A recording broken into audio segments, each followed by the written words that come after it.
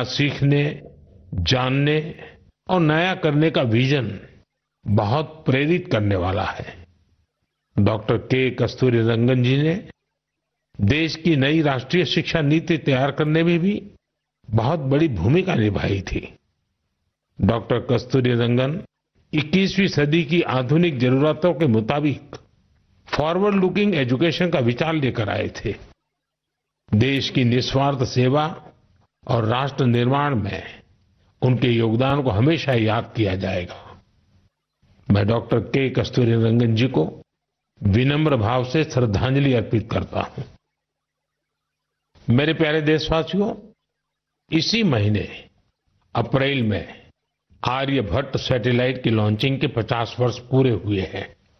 आज जब हम पीछे मुड़कर देखते हैं, 50 वर्षों की इस यात्रा को याद करते हैं, तो लगता है हमने कितनी लंबी दूरी तय की है।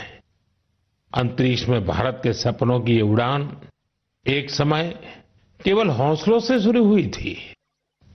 राष्ट्र के लिए कुछ कर गुजरने का जज्बा पाले कुछ युवा वैज्ञानिक, उनके पास न तो आज जैसे आधुनिक संसाधन थे, न ही दुनिया की टेक्नोलॉजी तक वैसी पहुंच थी।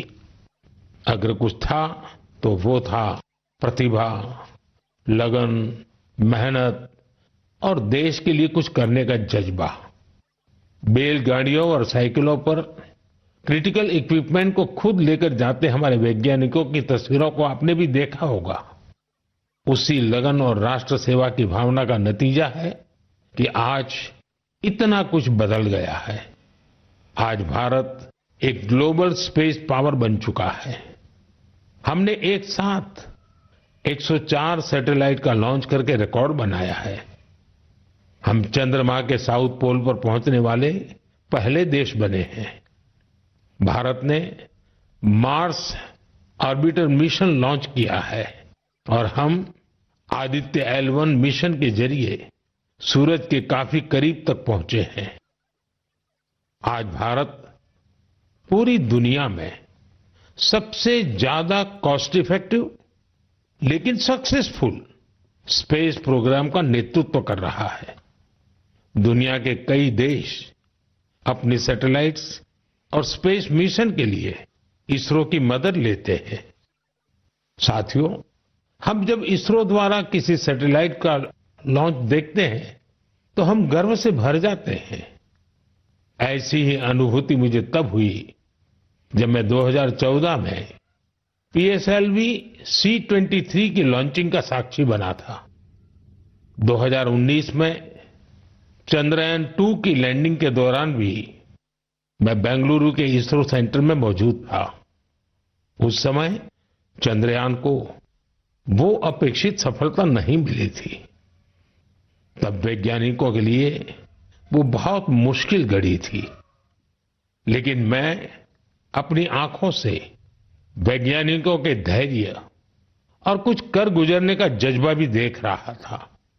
और कुछ साल बाद पूरी दुनिया ने भी देखा कैसे उन्हीं वैज्ञानिकों ने चंद्रयान-3 को सफल करके दिखाया।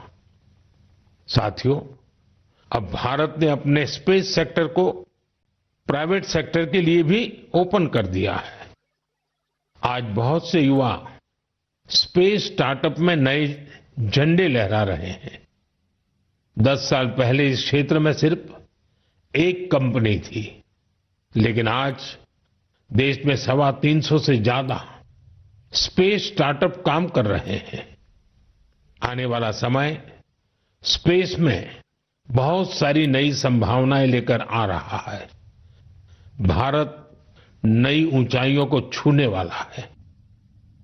देश गगनयान, स्पेडेक्स और चंद्रयान-4 जैसे कई अहम मिशन की तैयारियों में जुटा है।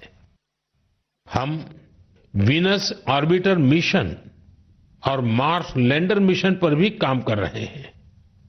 हमारे स्पेस साइंटिस्ट अपने इनोवेशन से देशवासियों को नए गर्व से भरने वाले हैं। साथियों, पिछले महीने म्यांमार में आए भूकंप की खौफनाक तस्वीरें आपने जरूर देखी होगी। भूकंप से वहां बहुत बड़ी तबाही आई। मलबे में फंसे लोगों के लिए एक एक सांस, एक एक पल कीमती था। इसलिए भारत ने म्यांमार के हमारे भाई बहनों के लिए तुरंत ऑपरेशन ब्रह्मा शुरू किया। एयरफोर्स के एयरक्राफ्ट से लेकर नेवी के शिप्स तक म्यांमार की मदद के लिए रवाना हो गए। वहां भारतीय टीम ने एक फील्ड हॉस्पिटल तैयार किया। इंजीनियरों की एक टीम ने अहम इमारतों और इंफ्रास्ट्रक्चर्स को हुए नुकसान का आकलन करने में मदद की। भारतीय टीम ने वहां कंबल, टेंट, स्लीपिंग बैग, दवाइयां, खाने पीने के सामान के साथ ही और भी बहुत सारी चीजों की सप्लाई की। इस दौरान भारतीय टीम को वहां के लोगों से बहुत सारी तारीफ भी मिली। साथियों, इस संकट में साहस, धैर्य और सूझबूझ के कई दिल छू जाने वाले उदाहरण सामने आए। भारत की टीम ने 70 वर्ष से ज्यादा उम्र की एक बुजुर्ग महिला को बचाया, जो मलबे में 18 घंटों से दबी हुई थी। जो लोग अभी टीवी पर मन की बात देख रहे हैं, उन्हें उस बुजुर्ग महिला का चेहरा भी दिख रहा होगा। भारत से गई टीम ने उनके ऑक्सीजन लेवल को स्टेबल करने से लेकर फ्रैक्चर के ट्रीटमेंट तक इलाज की हर सुविधा उपलब्ध कराई। जब इस बुजुर्ग महिला को अस्पताल से छुट्टी मिली, तो उन्होंने हमारी टीम का बहुत आभार जताया। वो बोली कि भारतीय बचाव दल की वजह से उन्हें नया जीवन मिला है। बहुत से लोगों ने हमारी टीम को बताया कि उनकी वजह से वो अपने दोस्तों और रिश्तेदारों को ढूंढ पाए। साथियों, भूकंप के बाद म्यांमार में मांडले की एक मॉनेस्ट्री में भी कई लोगों के फंसे होने की आशंका थी। हमारे साथियों ने यहां भी राहत और बचाव अभियान चलाया। इसकी वजह से उन्हें बौद्ध भिक्षुओं का ढेर सारा आशीर्वाद मिला। हमें ऑपरेशन ब्रह्मा में हिस्सा लेने वाले सभी लोगों पर बहुत गर्व है। हमारी परंपरा है, हमारे संस्कार है वसुधैव कुटुंबकम की भावना। पूरी दुनिया एक परिवार है।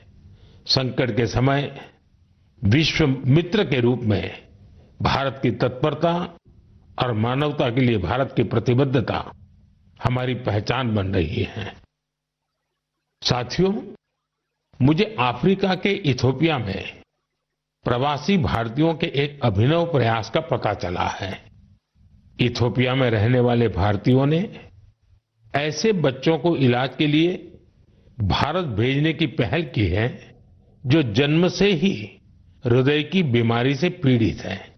ऐसे बहुत से बच्चों की भारतीय परिवारों द्वारा आर्थिक मदद भी की जा रही है। अगर किसी बच्चे का परिवार पैसे की वजह से भारत आने में असमर्थ है, तो इसका भी इंतजाम हमारे भारतीय भाई बहन कर रहे हैं। कोशिश ये है कि गंभीर बीमारी से जूझ रहे इथियोपिया के हर जरूरतमंद बच्चे को बेहतर इलाज मिले। प्रवासी भारतीयों के इस नेक कार्य को इथियोपिया में भरपूर सराहना मिल रही है। आप जानते हैं कि भारत में मेडिकल सुविधाएं लगातार बेहतर हो रही है। इसका लाभ दूसरे देश के नागरिक भी उठा रहे हैं। साथियों, कुछ ही दिन पहले भारत ने अफगानिस्तान के लोगों के लिए बड़ी मात्रा में वैक्सीन भी भेजी है। ये vaccine rabies, tetanus, hepatitis B और इन्फ्लुएंजा जैसी खतरनाक बीमारियों से बचाव में काम आएगी। भारत ने इसी हफ्ते नेपाल के आग्रह पर वहां दवाइयां और वैक्सीन की बड़ी खेप भेजी है। इनसे थैलेसीमिया और सिकल सेल डिसीज के मरीजों को बेहतर इलाज सुनिश्चित होगा। जब भी मानवता की सेवा की बात आती है, तो भारत हमेशा इसमें आगे रहता है और भविष्य में भी ऐसी हर जरूरत में हमेशा आगे रहेगा। साथियों, अभी हम डिजास्टर मैनेजमेंट की बात कर रहे थे और किसी भी प्राकृतिक आपदा से निपटने में बहुत अहम होती है आपकी अलर्टनेस, आपका सचेत रहना। इस अलर्टनेस में अब आपको अपने मोबाइल के एक स्पेशल ऐप से मदद मिल सकती है। ये ऐप आपको किसी प्राकृतिक आपदा में फंसने से बचा सकते हैं और इसका नाम भी है सचेत। सचेत ऐप भारत की नेशनल डिजास्टर मैनेजमेंट अथॉरिटी ने तैयार किया है।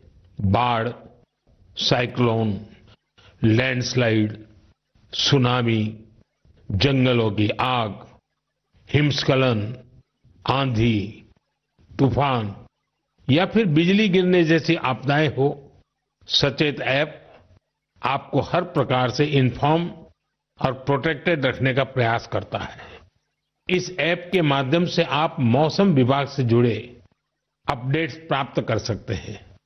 खास बात यह है कि सचेत ऐप क्षेत्रीय भाषाओं में भी कई सारी जानकारियां उपलब्ध कराता है। इस ऐप का आप भी फायदा उठाएं और अपने अनुभव हमसे जरूर साझा करें। मेरे प्यारे देशवासियों, आज हम पूरी दुनिया में भारत के टैलेंट की तारीफ होते देखते हैं। भारत के युवाओं ने भारत के प्रति दुनिया का नजरिया बदल दिया है और किसी भी देश के युवा की रुचि किस तरफ है, किधर है, उससे पता चलता है कि देश का भविष्य कैसा होगा। आज भारत का युवा साइंस, टेक्नोलॉजी और इनोवेशन की ओर बढ़ रहा है।